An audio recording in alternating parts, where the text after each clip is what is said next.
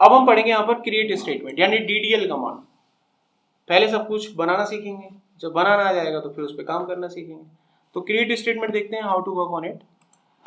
The create statement in MySQL is used to define the new database object such as database, table or the view। तो create का इस्तेमाल किया जाता है नया database बनाने के लिए, नई टेबल बनाने के लिए, नया व्यू बनाने के लिए। व्यू भी एक कॉन्सेप्ट होता है, आगे चलकर आप पढ़ेंगे।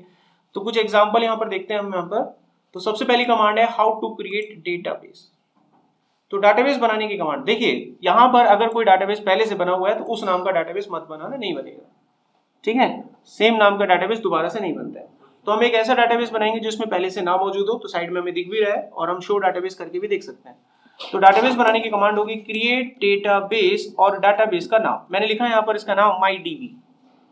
आपने कमांड को रन करना है और आपका डाटाबेस बन जाएगा। अभी देखते हैं, ये डाटाबेस पहले से बना हुआ है। देखिए यहाँ पर बोल रहा है कि ये डाटाबेस ऑलरेडी एग्जिस्ट, यहाँ दिख रहा है आपको डाटाबेस ऑलरेडी एग्जिस्ट। और यहाँ पर अगर हम देखें तो ये ऑलरेडी एग्जिस्ट भी करता है। तो जो बात कही गई थी वो यहाँ प्रमाणित होती है कि भाई पहले से अगर कोई डाटाबेस बना हुआ हो तो उसे मत बनाना, वो आपको नीचे एरर भी दिखा देगा। तो अब हम क्या करते हैं, कोई दूसरा डाटाबेस बनाते हैं। MyDB3 मैंने यहाँ पर बनाया, अब कमांड को रन किया तो डाटाबेस हमारा क्या हुआ, बनके तैयार हो गया। अब डाटाबेस आपको यहाँ पर नहीं दिख रहा होगा इनिशियली।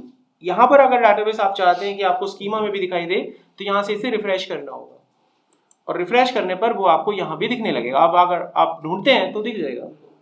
अब इस डाटाबेस को हम यूज करेंगे ताकि इसमें टेबल बनाई जा सके। उसके लिए कमांड यूज करेंगे यूज और अपने डाटाबेस का नाम जो भी यूज करना है। अब हम इस डाटाबेस के अंदर हैं, अब हम टेबल बनाना सीखेंगे, करेक्ट। देखो अब यहां पर टेबल बनाने का पूरा एक सिंटेक्स हमारे पास है, इसको हम फॉलो करेंगे। टेबल बनाई कुछ इस तरीके से जाएगी, क्रिएट टेबल, टेबल का नाम, फिर उसके बाद राउंड ब्रैकेट स्टार्ट करनी है, क्लोज करनी है, और स्टेटमेंट को एंड करने के लिए सेमीकोलन आपको लगाना होता है। जो ये सेमीकोलन होता है टेक्निकली इसका नाम होता है डिलिमीटर। क्या कहते हैं इसे? सिक्वल पढ़ रहे हो तो सिक्वल की भाषा आपको पता हो, टेबल को क्या कहते हैं?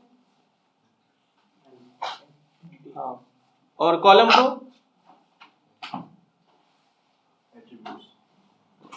बोल गए तो नहीं, मैं बोल जाता कुछ, ठीक है। तो ये होते हैं हमारे एट्रीब्यूट यहाँ पर, और ये होते हैं उनके डाटा टाइप। बस ऐसे आपको लिखना है।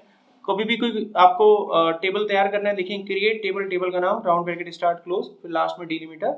उसके बाद आप कौन सा कॉलम बनाना चाहते हैं वो लिखें और उसका डाटा टाइप मेंशन करें कि इसमें किस तरह की वैल्यू आप लेना चाहते हैं।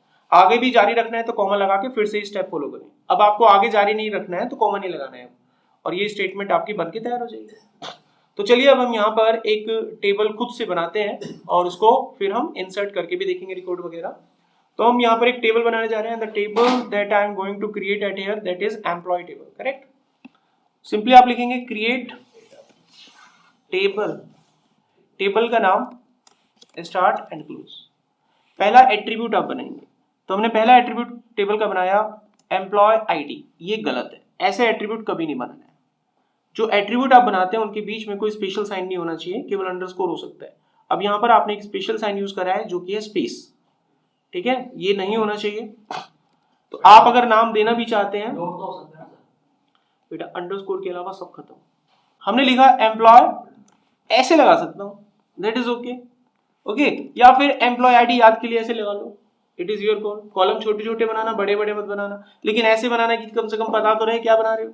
एम्प्लॉय आईडी, इसका डाटा टाइप हमने दिया इंटीजर, न्यूमेरिक में देंगे 1 2 3 करके देना है, इंटीजर दे दिया। उसके बाद हमने रखा एम्प्लॉय का नाम, कैर भी दे सकते थे। इसके बाद रखा एम्प्लॉय की सैलरी, अब सैलरी पॉइंट में होनी चाहिए तो मैंने फ्लोट लगा दिया, ठीक है। इसके बाद हमने रखा एम्प्लॉय की डेट ऑफ बर्थ या डेट ऑफ ज्वाइनिंग, कब ज्वाइन किया इसने, इसका डाटा टाइप डेट ले लिया। तो हर तरह का डाटा टाइप क्या हो गया, यूज हो गया, इस्तेमाल हो गया यहाँ पर। अब हम इसको रन करते हैं, ये कमांड आपने रन करनी है, कंट्रोल एंटर, और ये रन हो गया, टेबल क्रिएटेड। अब ये टेबल का स्ट्रक्चर अगर आपको देखना है तो देख सकते हैं, कमांड हमको पता है स्ट्रक्चर देखने का, डिस्क्राइब, डिस्क्राइब और टेबल का नाम। तो यहाँ पर हम इसका स्ट्रक्चर देख पा रहे हैं, आईडी है, नेम है, सैलरी है, डेट ऑफ ज्वाइनिंग है, और बाकी डाटा टाइप भी यहाँ पर आ रहे हैं। So it's complete. अभी कोई डाउट है तो पूछिए।